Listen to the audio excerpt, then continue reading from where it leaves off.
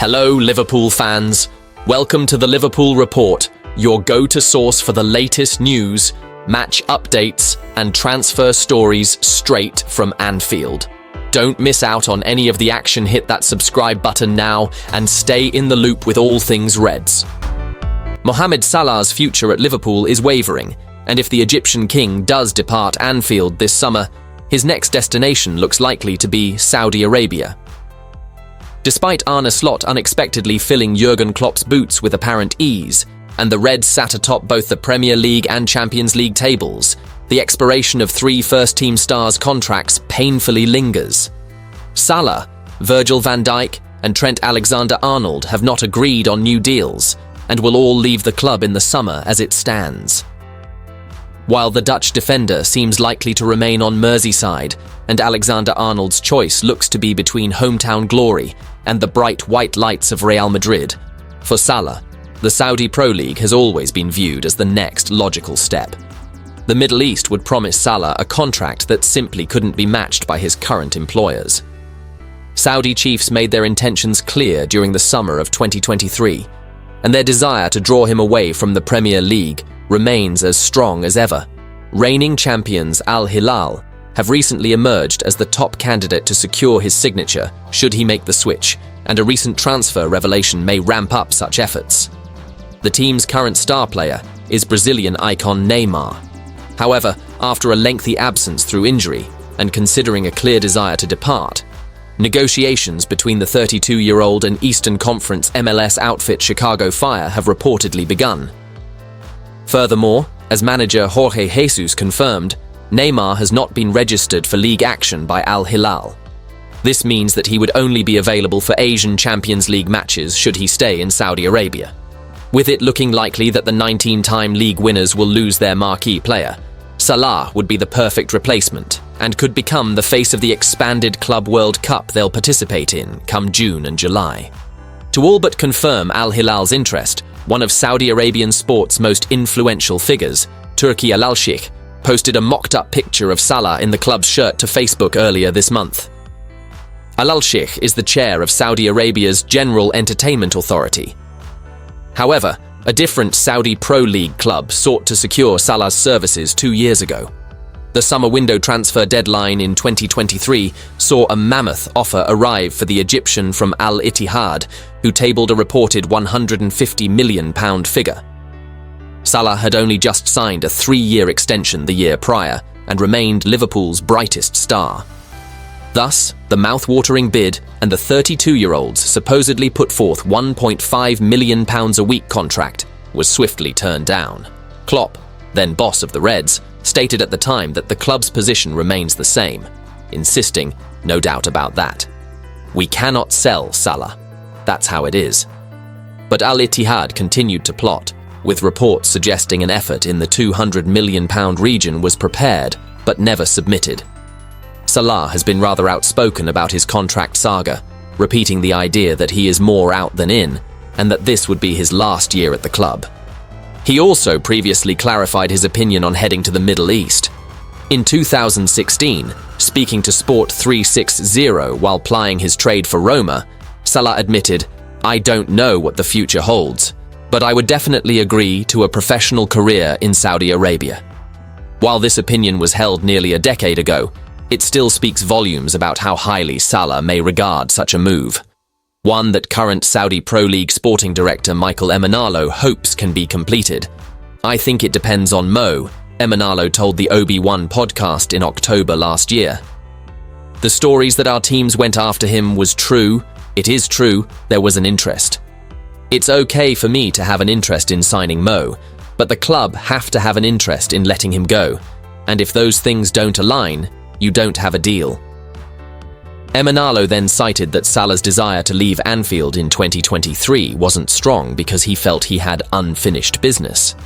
Should he claim prizes for his goal scoring this campaign and lead the Reds to a piece of silverware or two, perhaps such business would be considered done.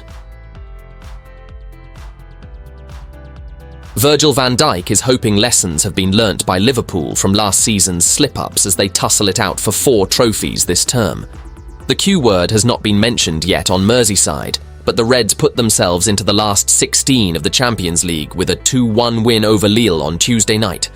Arne Slot's side sit top of the new format in Europe and are also Premier League leaders with a 6-point advantage over their nearest rivals. They're trailing Tottenham by a goal in the Carabao Cup semi-finals, while they've got an FA Cup 4th-round trip to Championship strugglers Plymouth Argyle next month. It was just 12 months ago that the Reds were also in the hunt for all 4 trophies after they beat Chelsea in the League Cup decider at Wembley. But they crashed out of the Europa League at the hands of Atalanta in April, after Manchester United dumped them out of the FA Cup, and their title challenge faltered around the same time. "I think you have to learn from difficult moments and moments that don't go your way," said the club captain. "Most of the guys in the dressing room now have experienced last year, and that should make you better, make you aware of how to deal with certain situations and circumstances, and you should be better equipped. Let's see. At the moment, I am looking at our team, and we are very calm. We are working our socks off each and every day, each and every game, and we need everyone fit, healthy and in form, and that's the aim. Going into every game with the mentality, it is game by game. That's how it's always been the case. It's a nice ride, I think you should enjoy it as well, and I will definitely do it. Liverpool fans are certainly enjoying the ride under Slot this season, which many expected may be a campaign of transition following the departure of Jurgen Klopp after more than 9 years in charge.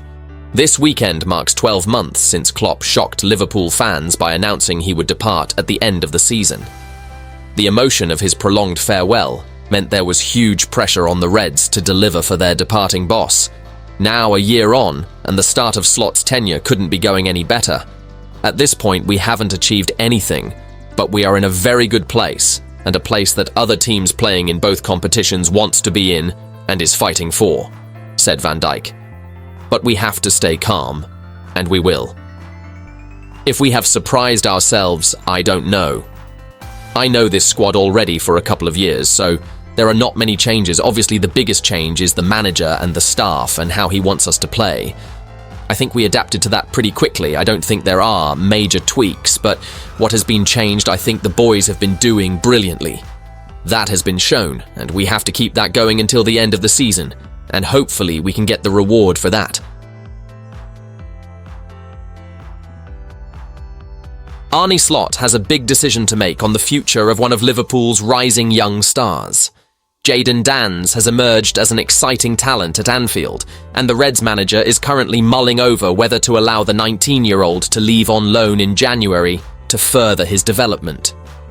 Championship sides Stoke City, Blackburn Rovers and Preston North End are all keen on acquiring the up-and-coming forward services, according to The Athletic. Hollywood-owned Wrexham were also previously reported to be interested, but it's believed a move to League One is unlikely. Slot said last week that he would consider various factors before sanctioning a loan exit, including a recent injury to Diogo Jota. He said, "You take a lot of things into account if you want to loan out a player, and this could be one of them. But there are also other factors you take into account. Is it good for a player to get some playing time? Yes or no? Do we think we still need him?" Dans has missed much of the first half of this campaign through injury, but came off the bench to score in Liverpool's 4-0 FA Cup third-round win over Accrington Stanley earlier this month. One person who has already made his feelings clear about the striker is Slot's predecessor, Jurgen Klopp. Dans made his senior breakthrough under the German last season and starred in the League Cup final win over Chelsea. Klopp heaped praise on the youngster after his impressive performance, describing him as really special and absolutely insane. In his post-match press conference, he said, "Jaden Dans has only recently joined us in first-team training. I loved him from the first second. Really special. And he comes on today. Okay, he played in the last game, but he can score 2 goals in a Carabao Cup final. It's absolutely insane." Klopp then compared Dans with darts sensation Luke Littler after scoring 2 goals off the bench in a win over Southampton last February. He said, "It is a little bit like the new darts sensation. It is fine for tonight. Tomorrow, leave the boys in the corner. Everyone who is with us, we should have our moments. They will have more moments than we expect. Exceptional talents, Of course, it is not natural that a boy aged 18 is as calm as you like. The second goal, calm as you like, he saw when Connor Bradley shot that the goalie cannot take it. Don't forget it when the transfer window opens. Don't ask for 12 signings. Whether a loan move away from Anfield will be sanctioned for Dans remains to be seen, but his services are in high demand. With testimonies like those from his former manager behind him, it's not difficult to see why either.